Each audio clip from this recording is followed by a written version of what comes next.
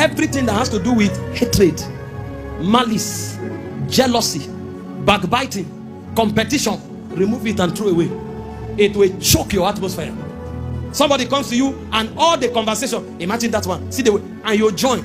You think you gossip somebody, you have darkened your cloud. It may take you months of fasting to clear that wind.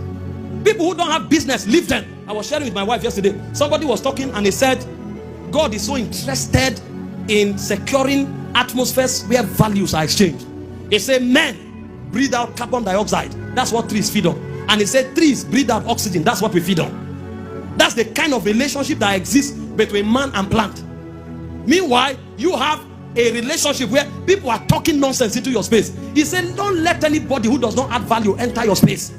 Respect everybody, but secure your atmosphere. If you come to me, if you will have space there, you must talk faith. You must talk love. You must talk power. You must talk innovation. Because I need those atmospheres to ride on. Eagles don't just fly. They glide on the wind. They glide. Eagles glide. If you want to be a hawk, that's fine. But if you want to be an eagle, you must be careful of the wind. Because we need it to soar. And most of us, we are supposed to glide at the realms of miracles. But our atmosphere is choked. There are people who come to you, they talk fear and uncertainty until they go. The moment they leave, even what you are trusting God to do, you cancel it. And you keep them around you. How can you see miracles? See, talk to people who will come around you. You are a minister. They tell you, man of God, last year I won 3 million souls. I felt I failed. I told myself this year I must win 10 million. You know, when they are talking, you know what you'll be checking? Is this 1 million or 1,000? They will now start checking what you have done. Meanwhile, you want 100,000, you feel you have done so much. Somebody is crying that he won 3 million. You will not eat food again. Somebody comes to you and tells you, man of God, I went for this crusade. After all the prayer that I prayed, can you imagine? It's only 4 blind eyes that open. Only 3 people drop crutches and 1 wheelchair. You know, is that only? Our biggest meetings, we have testimony of somebody with back pain. You have 3 blind eyes. You say only. You will say, well, we thank God. You know, small. Maybe next time something better will happen. If that person leave you, you will lose appetite. Marakata. People are raising the dead. People are raising cripples. What am I? Maradia vacant. See, something will wake up inside you. It's not jealousy. It's inspiration. You are doing business. Your yearly turnover is 50 million. And you are working like a peacock. And somebody has come to tell you of all the strategies we put in place. Can you imagine? We only made 900 million. Next year we must touch 3 billion. And then the person is doing the same business you are doing. You know what you will do? You say, it's well, God will help. If the person leaves, you will go and check his page. What is their strategy? You will become a secret disciple. Because something will wake up. Somebody shout!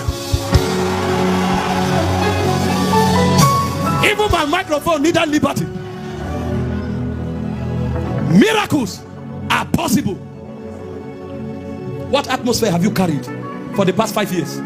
What atmosphere have you carried for the past 10 years? See, why do you think I keep quoting my mentors? There are some of the things that keep us jacked up. They say, follow them who through faith and patience obtain the promise. You think you are doing so much? You enter some meetings, and then as the man of God is walking out, power is already moving. He has not preached.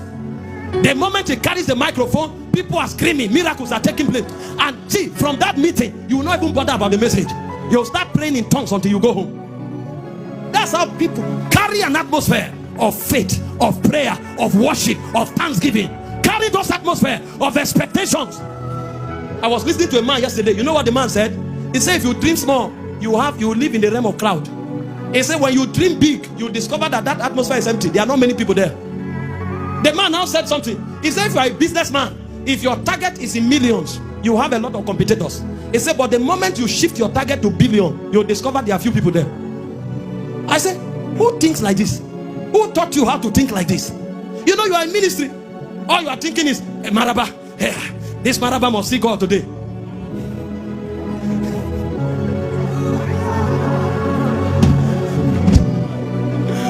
Listen, there's nothing wrong starting small.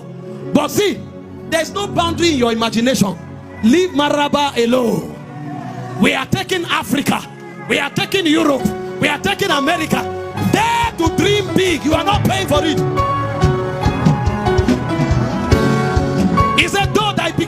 small. He said, thy latter end shall greatly increase. Thank God for Maraba, but don't stop there.